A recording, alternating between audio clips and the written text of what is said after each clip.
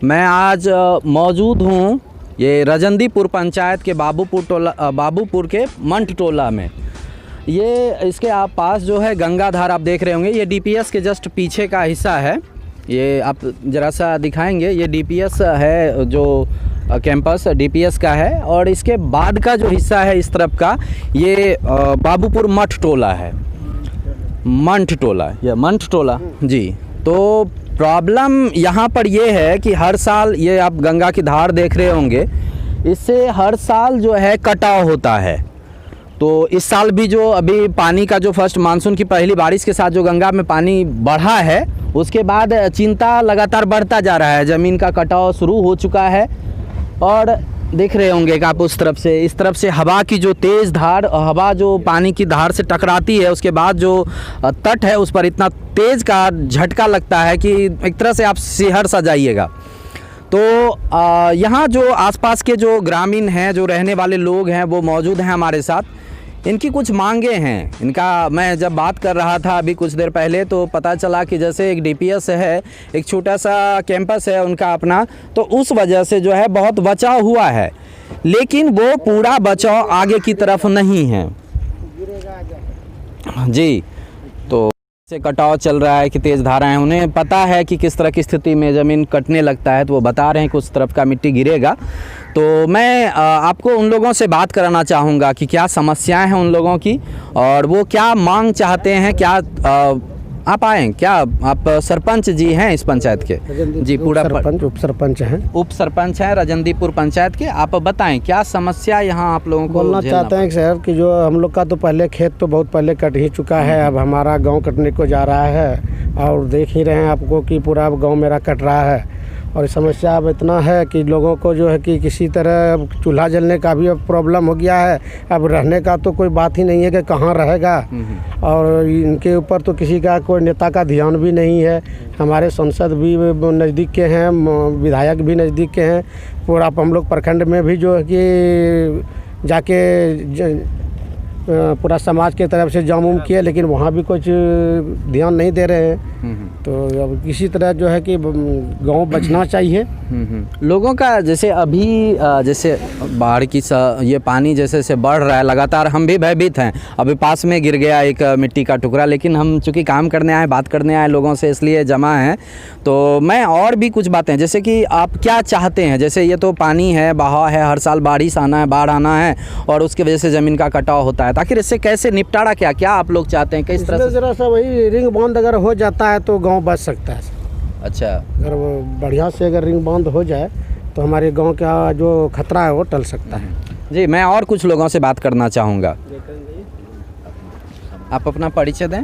मुनील कुमार यादव जी, आप यहीं के रहने वाले? यहीं के रहने वाले हैं। बताइए क्या सोचते हैं इस परिस्थिति से निपटने का क्या उपाय हो सकता है? क्या सोचते हैं कि यहाँ पे सरकार ध्यान देना चाहिए। कटा हो रहा है, यहाँ पे ग्रामीण लोग को दिक्कत हो जाएगा, और बाढ़ में तो यहाँ पे रहना मुश्किल हो जाता है। हाँ। और ये नहीं है कि प्रखंड यहाँ पे भी ध्यान देता है या सरकार ध्यान देता है, ऐसा कुछ नहीं है। यहाँ पे किसी का ध्यान नहीं है। तो बाढ़ के पहले जैसे अभी पानी तो बढ़ना शुरू हो गया है, अब हम जानते हैं कि कटाव जो हो रहा है इसको एकाएक तो रोका नहीं जा सकता है। उधर देख रहा हूँ मैं कुछ बोरियां भरी पड़ी है, उसका काम शायद वो डीपीएस को संभालने के लिए हो रहा है। डीपीएस अपना टेंडर निकल, अच्छा, अपने तरफ से वो काम करा रहा है।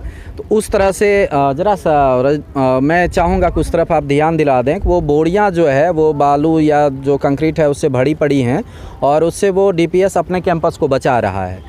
इन लोगों की ख्वाहिश है कि अगर सरकार इस तरफ भी उस तरह से काम करे तो इस कटाव से बचा जा सकता है।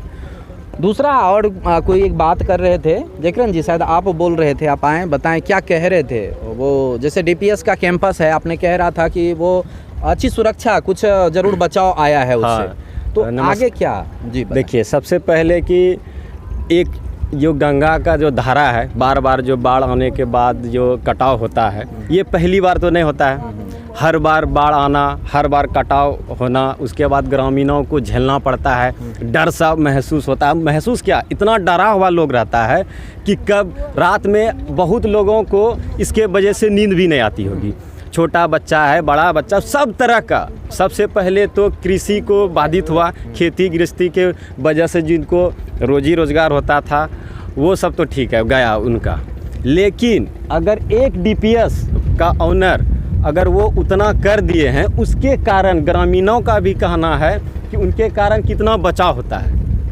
अगर उसी तरह से सरकार जब ये बाढ़ का से पहले जो सुखाड़ होता है, अगर उसी टाइम थोड़ा थोड़ा करके अगर इसको, जैसे कि अभी वो सरपंच जी बोले कि रिंग बांध का अगर वो भी कर दे तो कुछ ना कुछ राहत होते जाएगा। अभी देख रहे हैं यहाँ से जैसे लगता है कि बीच धार में है इंग्लिश, और ऐसे जैसे इलेक्शन आना स्टार्ट हुआ, सब नेता लोग बड़ा से बड़ा आदमी आएगा इस बार करके जाएंगे, ऐसा आश्वासन देते हैं कि सच में होगा ही काम, लेकिन ऐसा होता नहीं है। जितना अपने पार्टी के लिए ध्यान देता है, अपना सत्ता बचाने के लिए ध्यान देता है, काश अगर ये जनता के लिए ध्यान दे तो उनको पार्टी के लिए इतना करना ही न पड़े। लेकिन जैसे कि उनका बहुत बहुत धन्यवाद देना चाहते हैं डीपीएस वाले का कि उनके वजह से ये गांव अभी सुरक्षित है, कुछ ना कुछ सुरक्षित है।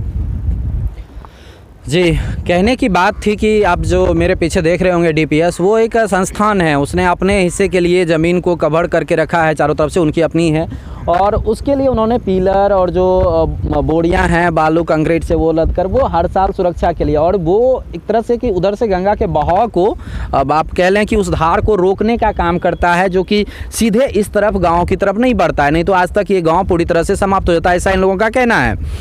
और लेकिन ये समस्या, धार तो बीच है, वो बीच से होकर निकल जा रहा है, लेकिन बाद में फिर आगे जाकर ये टर्न होकर फिर इसी धार पर जोड़ मारता है, जिसकी वजह से कि इसका कटाव बढ़ जाता है। तो कहने का इन लोगों का मांग है कि अगर उसी तरह से कुछ और हिस्सा तक जो आबादी क्षेत्र है जहां लोग रहते हैं वहां तक अगर इसी तरह की कंक्रीट की दीवार, नहीं कहा जा सकता कि एक ही साल में पूरा किया जा सके, लेकिन बारी बारी से भी अगर सरकार काम करे, अगर उससे जुड़ा हुआ अब तक अगर साल 2 सालों में भी हुआ होता, शायद इस गाँव का ज़्यादातर हिस्सा सुरक्षित रहता।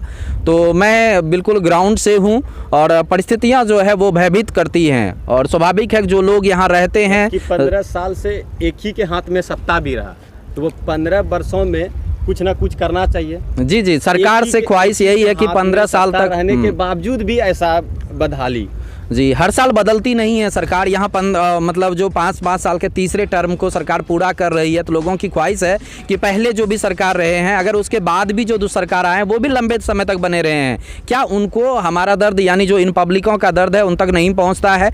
क्या वो इस पर ध्यान नहीं देना चाहते हैं? क्या वोटर्स उनके लिए महत्व नहीं रखता है? सिर्फ वोट का या इलेक्शंस का सीजन ही मतलब रखता है? इन्हीं सब बातों के साथ ये दर्द है जो पहुँचाना चाहते हैं सरकार तक, ताकि लोग जो हैं सुरक्षित रह सकें, वो भी चैन की नींद सो सकें। उनके लिए समस्या है कि रात में कब इनके गांव के मतलब जो घर है कब कटकर गंगा में विलीन हो जाए, इसकी चिंता हमेशा उन्हें सताई रहती है। तो ग्राउंड से मैं Jaikrishna Kumar. Thanks for watching this video. Do like, subscribe and share.